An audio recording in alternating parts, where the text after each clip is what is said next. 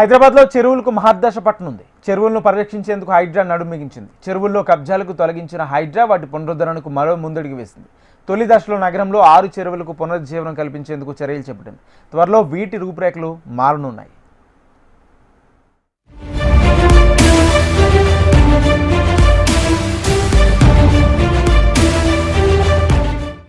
హైదరాబాద్కు లేక్ సిటీగా గుర్తింపు ఉంది. ఒకప్పుడు అన్ని చెరువులు నగరవాసుల తాగునీటి అవసరాలు తీర్చేవి.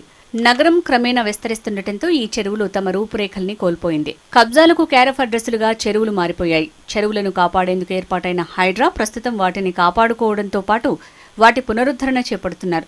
అందులో భాగంగా 12 చెరువుల్ని గుర్తించి అభివృద్ధి చేయాలని నిర్ణయించారు. తొలి దశలో నగరంలోని 6 చెరువులకు సంబంధించిన ఆక్రమణలు, అనధికారిక నిర్మాణాలను తొలగించిన హైడ్రా వాటికి పునరుజ్జీవనం కల్పించేందుకు పనులు మొదలుపెట్టింది.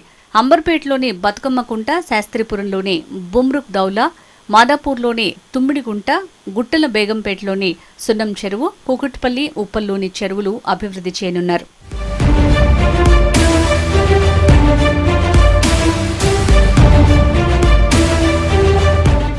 ఇప్పటికే ఉప్పల్లోని నల్ల చెరువులో హైడ్రా పనులు ప్రారంభించింది. సుమారు 150 కోట్ల నుంచి 200 కోట్ల రూపాయలతో ఆ చెరువులను సమీప ప్రజలకు ఉపయోగపడేలా అన్ని హంగులతో ప్రతిపాదనలు సిద్ధం చేసింది హైడ్రా. జూలై నాటికి పూర్తి చేసేందుకు ముమ్మరంగా పనులు చేస్తోంది.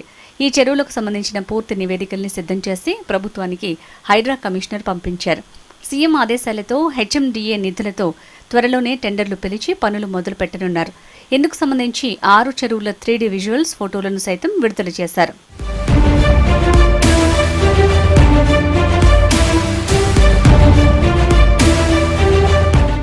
కుకట్పల్లి చెరువులో చెత్తాచెదారం తొలగించారు.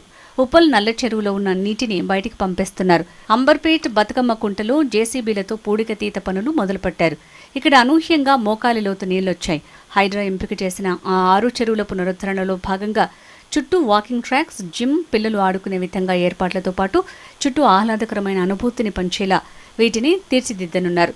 జూలై నాటికి ఈ పనుల్ని పూర్తి చేయాలనే లక్ష్యంగా హైడ్రా పనిచేయనుంది.